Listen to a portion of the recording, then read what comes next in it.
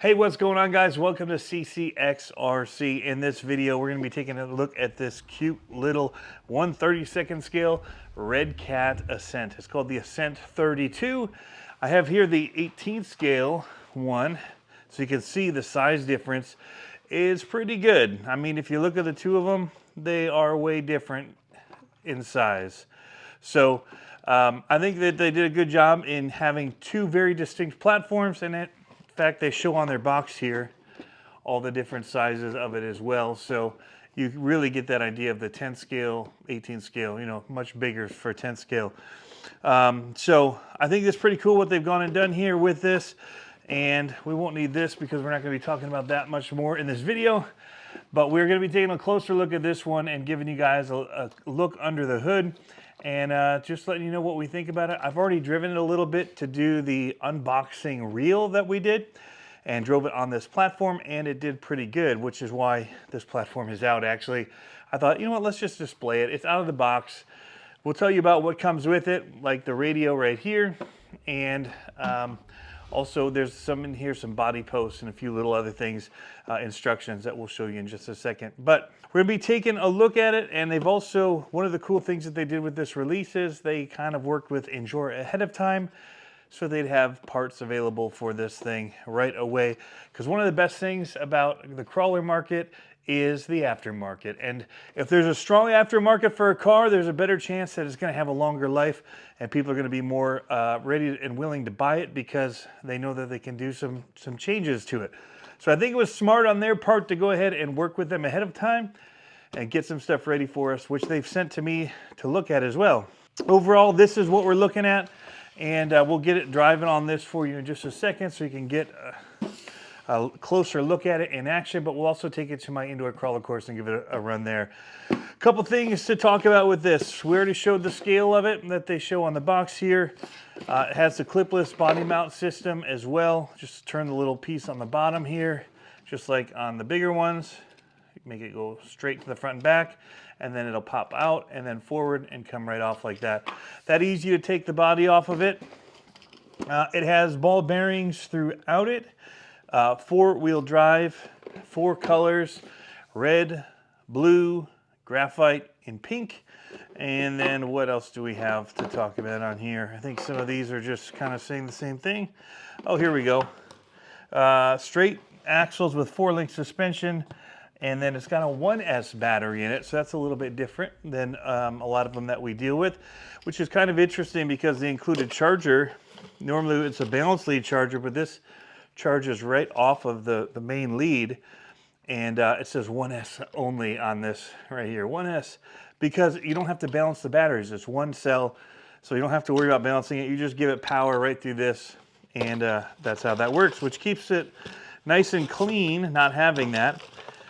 Here is the manual. There's no tools included with mine, but there are these few little pieces here that you mount to the chassis so you could do body posts. Here are the Injora parts that they sent along with it. There's quite a few options here, which is pretty cool right out of the gun that they're going to have available for us. They've got metal links, which is pretty great. They're going to have oil-filled shocks, steering links. These are going to be like a brass knuckle right here, which is nice. It adds some weight down low. Got a brass skid plate, transmission plate, and then a brass diff cover, which at this scale, it doesn't feel like a lot of weight. But I'm sure it'll be substantially different compared to the plastic. So really cool that they're working with Injora to get the parts right out of the gun with these available for us to have and start upgrading right away. But this is really what their market is for this. Is it's purpose built for beginners, for people to get into the hobby with, because it's inexpensive. I'm going to go ahead and turn this on while we're in here. Quickly point out a few things. The ESC sitting right here in what looks like it would have been a battery tray, because there's actually a spot where the Velcro would go through this, but they've got the battery strapped up here on a little plate on the front. So I guess you could move stuff around. I almost wonder if in the beginning, if they weren't thinking about putting that up there and the battery was going to go in this tray. I don't know. But this definitely has the shaping of a battery tray that the ESC sits in. Pretty large size motor in here, small transmission, and then here's the 1-cell LiPo, 300 milliamp hour battery. No, 300 milliamp hour, 3.7 volt. So one cell battery, little Velcro strap on the top. The spring on the shocks is just friction. There's no oil in here. It doesn't feel like grease. It's very quick. It's different from the other Ascents, and what they say is it's similar in them in that it is to inspire like growth and learning and adventure, which is what the Ascent line is for. But the other ones, typically we see a little bit more of capability and extreme performance, which is where they kind of geared their Apex line or their Ascent line. Sorry, it's confusing with the new Ascent Apex. But the Ascent line was really kind of geared towards performance in their crawler lineup. Where this one, it still has some performance to it, I will say. We'll look at it later, even though it's not built in the same way with the comp style, everything that some of their other stuff is built toward. They're kind of a mix of trail comp, and I actually really like the platform. I think the Ascent 18 kind of game changed the whole 18 scale market because they're just so good. Big motor, small servo under here, plastic links, plastic drive shafts, plastic skid under here. Looks really good. It does have metal cut flat rails on the side. One of the cool things to note is it does run 050 hardware. Let me just verify that, but that's what it looks like. So I have 0.127 in my toolkit, which is the same as a 050. But that's what it looks like these all are, and that's what that is, which is nice to have a small scale like this, but still do it. In fact, let's take a quick look at the rear here, because it's just 2 screws to open up this diff cover, and let's just see what we're seeing in here. I'm just curious I mean, it's smooth. All of the gearing feels really good on it, but it just makes me curious what they've got running in here. If this will just pop off easy, might as well take a look. It's just 2 screws, seems like it should be pretty simple. All right, so that was also holding that top link riser on there.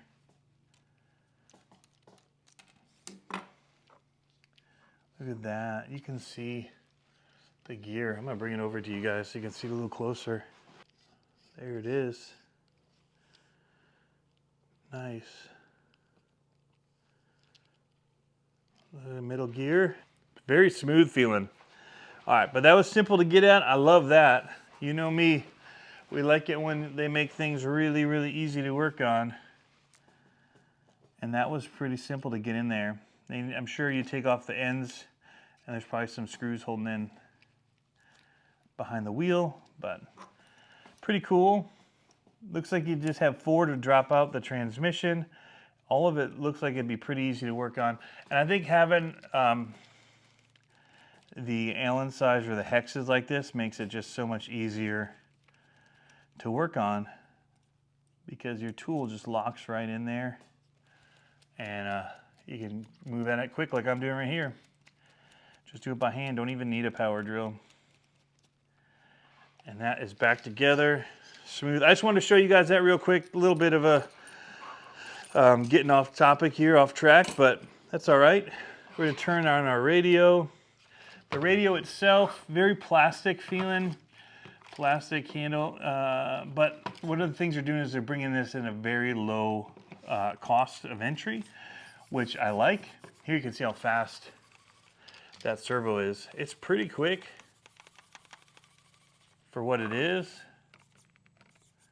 It's not going to fight a lot, but should be enough for the weight of this truck to move it. So that's one of the things you always got to take into account, is how small it is. I think that this Lexan body is what's working for this, because of the shocks being just friction like this, that it's kind of bouncy. But I think with the lighter body and the lighter components, it didn't actually do too bad when I was driving it the first time for the reel, Didn't get a whole lot of drive time on it, but we're gonna do a little quick test here, show you guys what it looks like. The tires are, there's no foam and they're not even glued on. So I guess that's nice because you can change them. You're not locked into what's on there right now. Let's get out one of these pieces here. But they're really going for, you know, getting people into the hobby, showing them how to do it, you know, a good teaching tool for parents to use for their kids because it's inexpensive. But it actually handles pretty good. So I have the dual rate all the way up. This is one of the things that's interesting because there's so much steering on their 18th scale that it probably actually turns in a smaller radius than this does. So when you're trying to think like through, you know, indoor use or small space use, this has a pretty wide turning radius. So you'll have to do some reverses in that, but you can still, width-wise and all that, it's pretty good. You can do a lot of different lines or whatever if you wanted. But what blows me away is some of this, how much it'll lean without wanting to roll. Like even that right there with me being turned into it, that's at a pretty decent clip there. And I wonder if I can make it roll all the way around without tipping. If it'll drop that front end down eventually here as that back end goes. Yeah, that's pretty crazy. So there's enough suspension that it's fighting back. As it's pushing this way, the suspension up front is actually working to counter it, which is good. It kind of feels like they, again, chose good weighting for their springs. Even though it feels bouncy, it's working for it. We're carrying a tire here in the back. And actually, let's just look at the articulation really quick here. It's pretty decent. Yeah, it's pretty good. When you're up here, though, it's in the way that it's doing it, it'll float tires. Like right now, it's floating one. Missed the line there. Yeah, this whole front tire is floating here instead of just pushing down because that front suspension is still holding. So it's just a little bit different driving style than some of my comp trucks, but it doesn't do bad. Even when we like add an angle to this, like the throttle on it's pretty good as far as very slow, probably because they've got such a big motor on here for the scale of it and the weight of it. Just need to grip here and get some pull. There it goes. So it's doing pretty good. You can hear it kind of, you hear it whining a little bit. The electronics working. So pretty good. Other thing would be speed. Decent speed overall. Top speed's not bad. So for hill climbs and stuff like that where you might need a little bit of wheel speed, it has that as well, which is going to be nice. Help it fight up things. Tires, you know, because it's so light, they're pretty, I mean, they're soft, but they're firm based on the weight of this truck. The edge of it here is really firm, so it doesn't want to kind of mold around anything. So I think even when you get this small, you've got to go really, really soft on the tires and the way that they're done. But they're gripping all right, but we'll see on the other course how they do. So let's go ahead and move that way because I'm pretty happy with it. I think it's pretty good for what it is, and that's without any of the upgrades installed on it. Once you start upgrading, I think you'll get even better capability out of it. I think the shocks will be the biggest change, and that's one of those things too where like I almost wonder about running it just full droop, just take the springs off and just let it sit. That's one of the things I do with my other ones because I don't really need the suspension.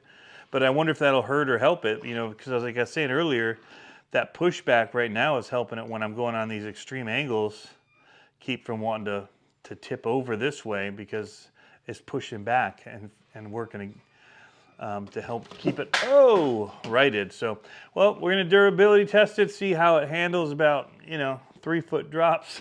And I think we fared all right. Take a look at it here. Looks like we're good to go. All right, enough talking. Let's get back down to the basement and see how this thing does.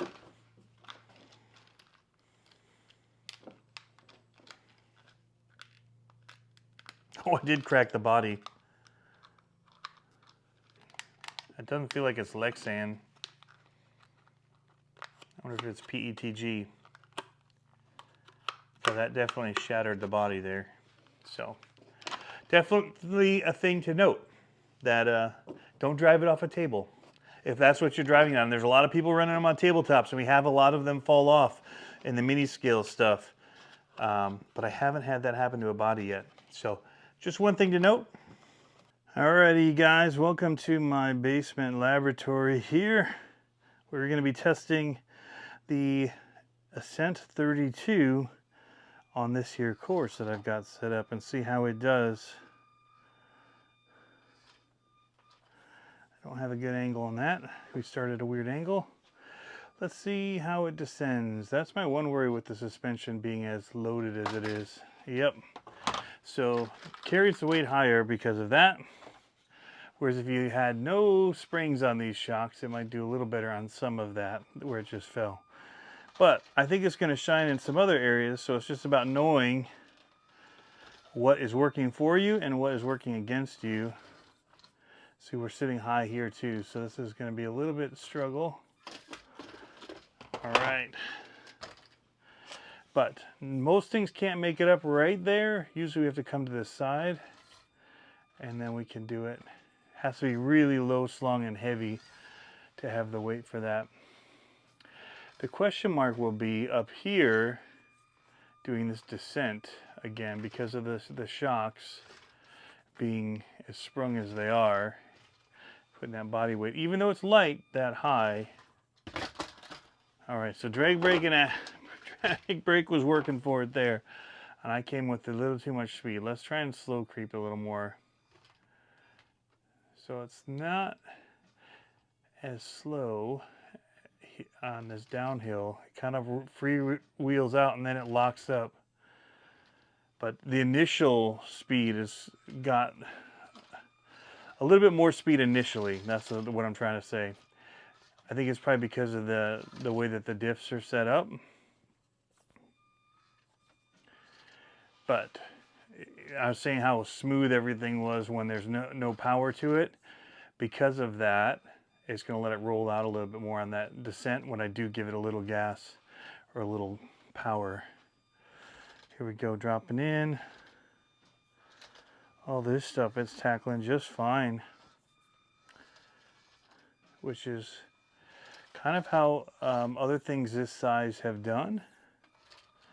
Although it may not have as much of the slow speed control, it definitely has the capability through all this. Let's see if it can climb up. This guy is always tricky if it can bounce up this. So diff got hung up on there. Tires pulling to the side. Looks like we're going to pull up from the top. Actually, that did it no problem. So that was really good for it. And that's the thing to find out, is like every car handles a little differently. This is a multi-point turn. And depending on suspension, you could push up on here. Ooh, we're going to be in a spot because we have to reverse. Let's just give it a little bit better, more fortuitous spotting and see if it can make it down. I wasn't back and forthing it enough to get it a nice descent angle. Yeah, it kind of does little drops. So not as smooth there, but I'm curious aftermarket wise, even if there'll be some other options. I'm sure all the aftermarket goes crazy right now for the mini stuff. And it's very upgradable, especially with the hexes that they used for the screws. I think that's huge because it's going to make you want to do upgrades a little more because it's going to be easier to work on. Oh, get up that. Come on. Oh, I slid it. I think I had it when I was coming from that other side. I need to work it back over. All right, I'm gonna reset back up here. I feel like I had it and then I missed it. I'm blaming myself that. It's a little jumpy. I think the shocks, putting a little bit of grease on them maybe just to slow them down a little would help. Or like I was saying, do the spring delete. There it was. I knew it could do it. It's had a little bit more of a drop down on that side, and I saw it going for it earlier.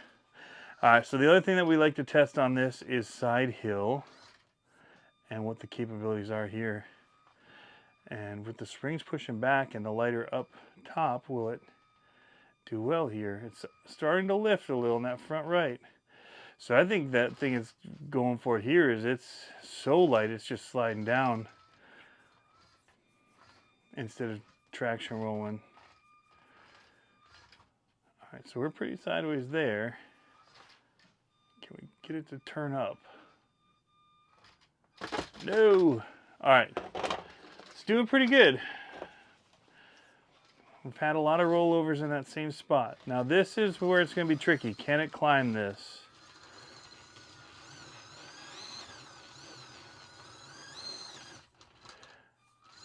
See, it rolled out that. Or just slid, I guess, maybe. This is a tricky spot. It's all about finding that one traction. There it was. Okay, did it. All right, so far it's on point with most of the other trucks I've had on here that I'm really testing out. It feels a little bumpier, but I think we can tune some of this out. Can it go up this hill here? This is probably the hardest one. And without weight on the front of this, I don't know that I'm gonna be able to walk that front end over where it needs to go in order to pull it up.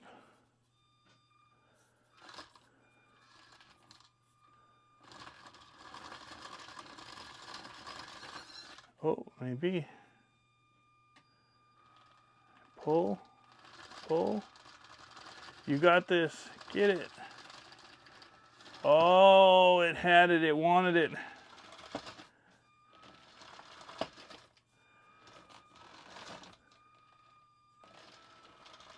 Oh, something's pushing us back. We're catching right there. All right. I think I had to sit down before my hand's getting sore holding this camera up here. Let's see if we can get up there again. All right, a little different approach. We're not quite as far right. That may do us good. It's chattering. Ooh, we're lifting the front. We don't want that. I think the one thing we're missing is a little bit of the precision in the control, and that could be a radio thing, I don't know. Overall, it feels pretty good, but just not as smooth on this lower end of it. That motor's got power to it, for sure. But maybe at the expense of finesse.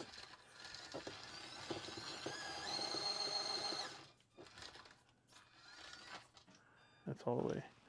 Put a rock under the lens. There. See if I can do it with two hands. Get a little bit more precision.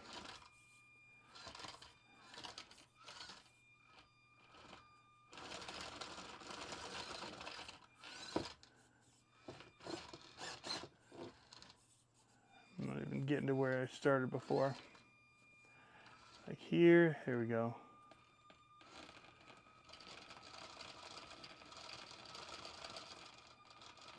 That's where you see the shocks bouncing, is when it's trying to fight and work like this.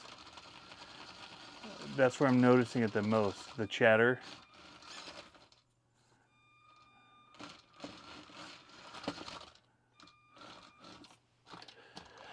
But, let me get back to where I was here. Ooh, drag.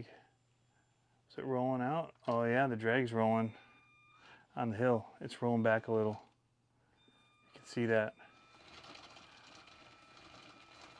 So it's right in here that I gotta get that bite, right? Oh. There it is. Come on.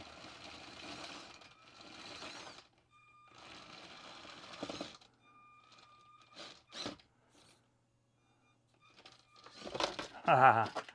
The other attempt maybe is just trying to hit it with a bunch of speed coming up through here and just getting over that hump. Oh, backflip. It definitely has speed. So maybe I gotta just try to utilize that as a strength. But it's not your ideal solution. There it was. We made it.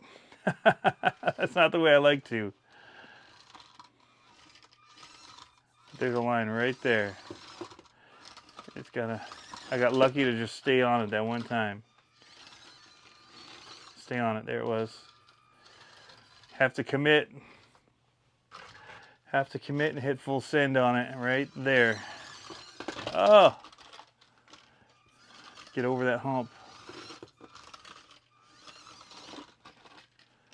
I can see the line, it's a matter of finessing to it. There it was. I don't know, I feel like the speed is partly jumping it over that. There it was. So that wasn't even full speed, but we still had to kind of full send it.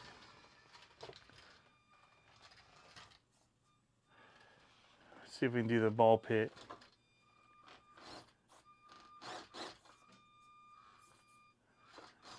Get some tires on here.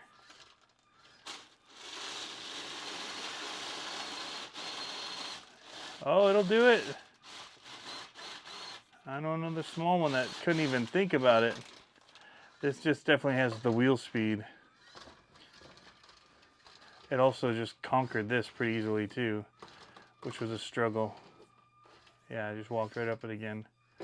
Now here's the problem is I've got to somehow turn around up here. Uh-oh, she gone. Alright, that's going to be a stretch. And the turnaround up there is problematic for it. Are we wide enough? This is set to like 24 scale width here. We're wide enough to get on it. Interesting.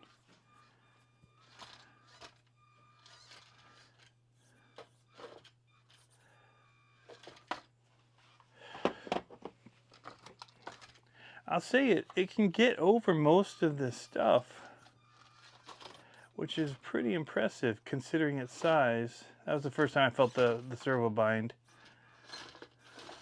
Oh, I rolled it the wrong way. It's pretty impressive little truck, I'll say that.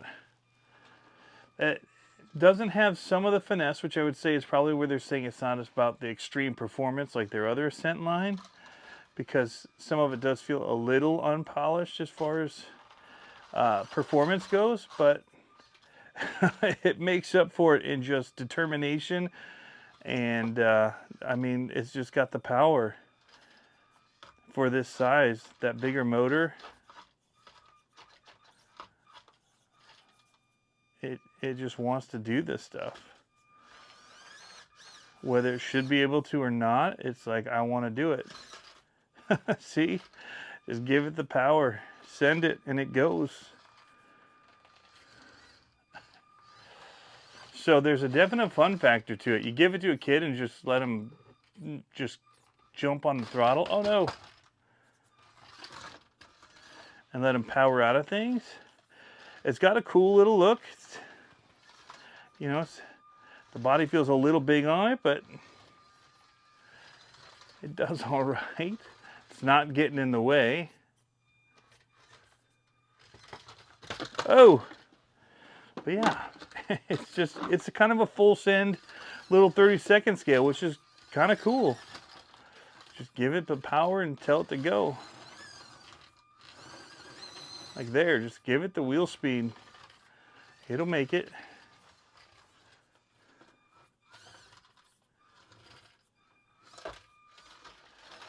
Full send through the cave here.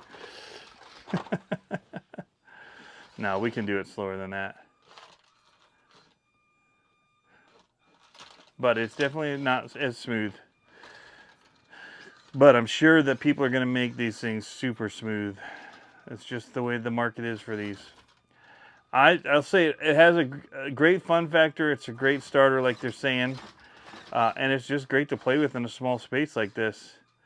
There, it turned pretty good there.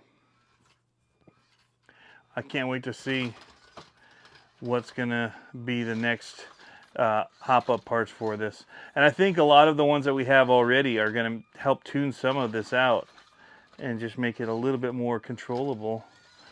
And it's still controlled, but I think it'll just feel smoother. Anyway, we're gonna just end it right up here into the light where it looks fantastic, and say thank you to Redcat for sending this out to us. Fantastic little rig. You know, every one is a little bit different in the way that it handles and the way that it brings fun. And I would say this isn't one that you would get and not have fun with. I think it's a fun RC for sure. I've been having fun with it just playing around here. And, you know, it's different when you're filming, but man, if I turned off the camera and just was playing with it, I'd have a great time just going all over this course and up and down and back and forth and, you know, having a good old time. So, nicely done. They were able to deliver in a really tiny package like this, something that has power and speed and has capabilities. So that's really cool. Anyway, thanks for tuning in as always, guys. Have fun RCing. We'll catch you next time.